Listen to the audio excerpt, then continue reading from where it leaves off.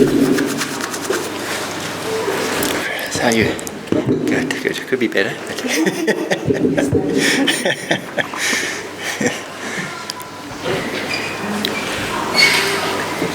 Great. Thanks for joining us this evening, everyone, for today's press conference featuring the Proteas batting coach, Justin Sammons. We will take one question at a time, and I think we'll just get straight into it. Who would like to kick us off? First? Justin, obviously things are not going according to plan with that. We've gone through a lot of reasons, inexperience and conditions and so on and so on.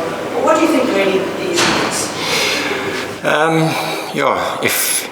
If we knew the answer to that, we probably wouldn't find ourselves in that position. So, the reality is we've also got to give the opposition credit.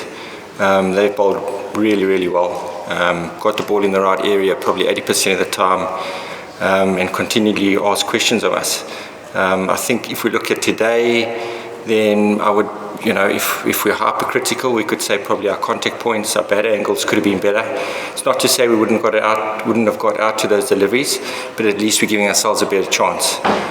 So from that point of view, a technical point of view, that's something that we've been working on. We can continue to do so. We didn't necessarily give our wickets away through mental errors. It really, at the end of the day, was execution. And on the day, they were better than us. Obviously, throughout the tour, I suppose it's generally been the case. For what we've been missing is partnerships. That big partnership, that 100-plus partnership. But for that to happen, obviously individuals need to make their starts count, which unfortunately hasn't happened on this tour. Thanks, Papa.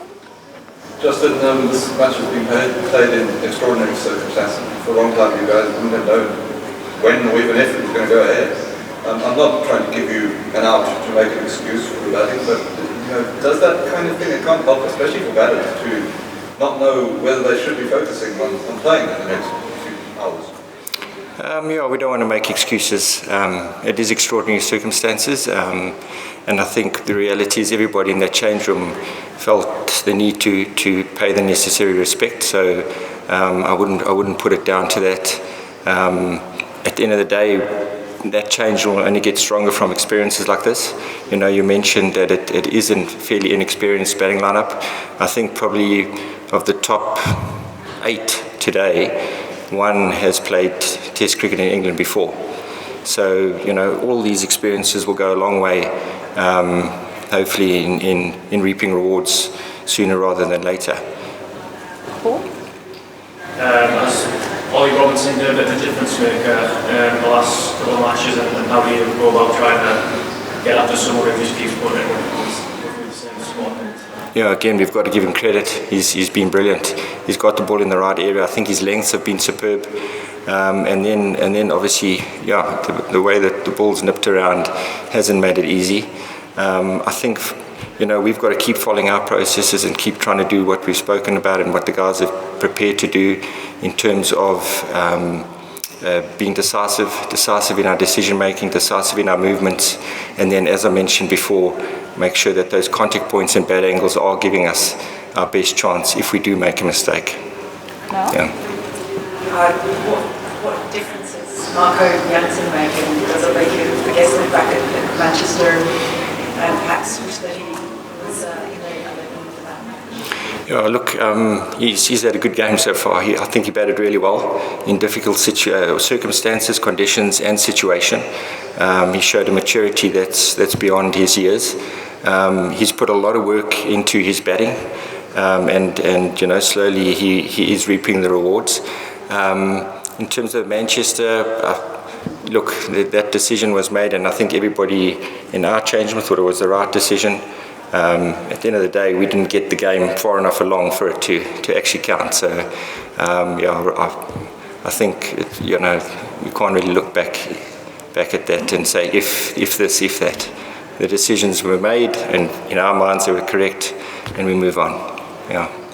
Do you think you're getting batters from the domestic setup who are almost ready to play international cricket, or are they far behind? I think there's a massive difference, I presume, in any first-class setup around the world compared to Test cricket.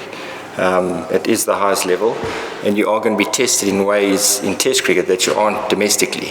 I think it doesn't matter where you are in the world, that's going to be the case. So, look, and again, even guys who have played 100 tests, they probably don't feel that they quite are where they want to be. Everybody's striving to improve, striving to get better. So it's a difficult one for me to answer. I'll maybe just keep it at that. But what I can say is the guys are putting in a lot of work behind the scenes. We own that we haven't been good enough. We know that. We take that as a batting unit. But we're working hard to try and get better, to try and improve, to try and get to the standards that we need to get to. That is a fact, and I'm positive that, again, sooner rather than later, we will start reaping those rewards. Great. Anyone else? No? That concludes the press conference. Thank you very much. Okay.